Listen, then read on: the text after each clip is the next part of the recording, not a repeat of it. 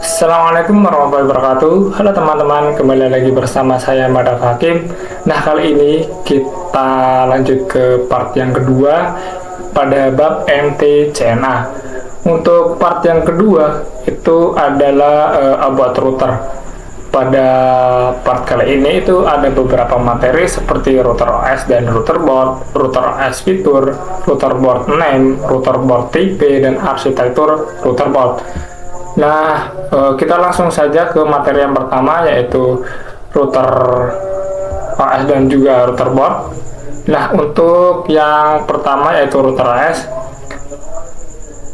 dalam penamaan di sini router OS, bisa kan lihat di sini namanya kan router OS atau operasi sistem, pasti berbasis operasi sistem teman-teman. Bisa kan lihat di sini saya sudah menampilkan gambar dari router OS ini berbentuk CLI teman-teman. Untuk yang kedua ada router OS, itu sistem operasi yang digunakan oleh perangkat mikrotik router board. Nah, jadi router OS ini kita gunakan untuk operasi sistem pada router board teman-teman. Nah, juga router OS sendiri dapat diinstal di PC atau sebagai virtual machine. Nah, jadi router OS kalian bisa install di PC dan juga di virtual machine. Nah, udah selanjutnya atau style online operasi sistem berbasis Linux versi 3.3.5 kernel. Nah, jadi untuk router OS yang diinstal di PC atau sebagai VM, itu kalian bisa mengatur yang namanya hard disk dan juga prosesornya. Nah, kita lanjut ke seterusnya yaitu mikrotik router board.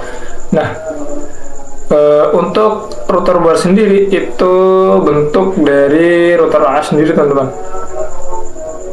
Bisa kalian lihat di sini, ini ada beberapa gambar router board. Nah, untuk router board sendiri itu dibuat untuk menjalankan sistem operasi router OS. Nah, itu sama seperti pada router OS, yaitu digunakan untuk perangkat mikrotik router board. Jadi antara router OS dan juga router board itu saling melengkapi ya teman-teman. Nah, ada segala fitur pada router board ini bisa terdapat pada satu perangkat atau dapat diperuntukkan khusus sesuai kategorinya. Nah, jadi untuk lebih jelasnya, misalnya nih saya ingin menggunakan router untuk sebagai fitur routing saja teman-teman. Nah, jadi karena saya menggunakan router tersebut dan menggunakan satu fitur saja yaitu routing, itu tidak memberatkan router tersebut. Tapi jika saya menambahkan beberapa fitur seperti firewall atau NAT, nanti router tersebut tidak akan cukup berat lah teman-teman. Nah, seterusnya ada terjadi mulai dari low end sampai dengan high end router. Nah, untuk materi yang seterusnya ada fitur router. Nah, untuk fitur yang pertama ada support wireless network atau bisa kita sebut jaringan nirkabel. Untuk jenis wireless network itu ada dua teman-teman. Yang pertama ada indoor dan juga outdoor yang berstandarisasi A, B, G, N, dan AC. Nah, untuk wireless network yang jenis indoor, kalian bisa gunakan yang namanya tab mikrotik teman-teman, yang bentuknya bulat kayak gini teman-teman.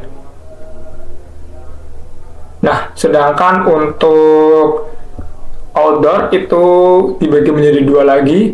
Yang pertama yaitu point to point, dan yang kedua ada point to multi point. Nah, untuk point to point kalian bisa gunakan yang namanya SXT mikrotik dan juga LHGAC mikrotik dan Dynadisk mikrotik. Nah, sedangkan untuk point to multi point kalian bisa gunakan Matchlock mikrotik dan juga Omnitic mikrotik. Di sini ya teman-teman. Nah, untuk seterusnya fitur yang kedua ada routing. Nah, untuk fitur routing itu ada beberapa yang bisa digunakan, yaitu routing RIP, OSP, BGP, RIPNG, dan juga OSP versi 3. Nah, untuk fitur seterusnya ada firewall dan juga NAT. Dan fitur seterusnya lagi ada COS atau bandwidth management. Dan ada juga point-to-point tunneling. Nah, untuk point-to-point tunneling ini kalian bisa gunakan yang PPTP, PPPoE, STP, Open VPN. Dan juga ada fitur seterusnya yaitu user management. User management itu seperti DHCP atau proxy, hotspot atau radius dan lain-lain. Dan untuk fitur seterusnya ada tools.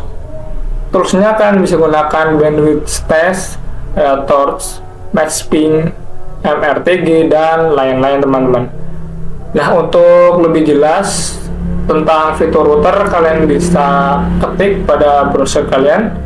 Di sini ada HTTP. Di sini kalian bisa ketik pada browser lalu kalian cari itu untuk fitur routernya itu lengkap teman-teman.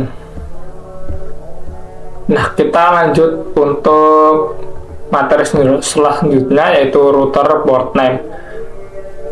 Untuk pengkategorian nama pada perangkat router board mikrotik itu berdasarkan 3 kategori teman-teman. Ada 3. Yang pertama ada 3 simbol name. Nah, di sini ada gambar yaitu 3 simbol name. Nah, untuk yang pertama yaitu RB. Nah, RB di sini itu router board teman-teman.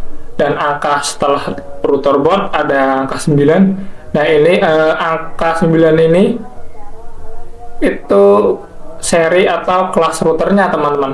Nah, sedangkan angka setelah 9 ini 5.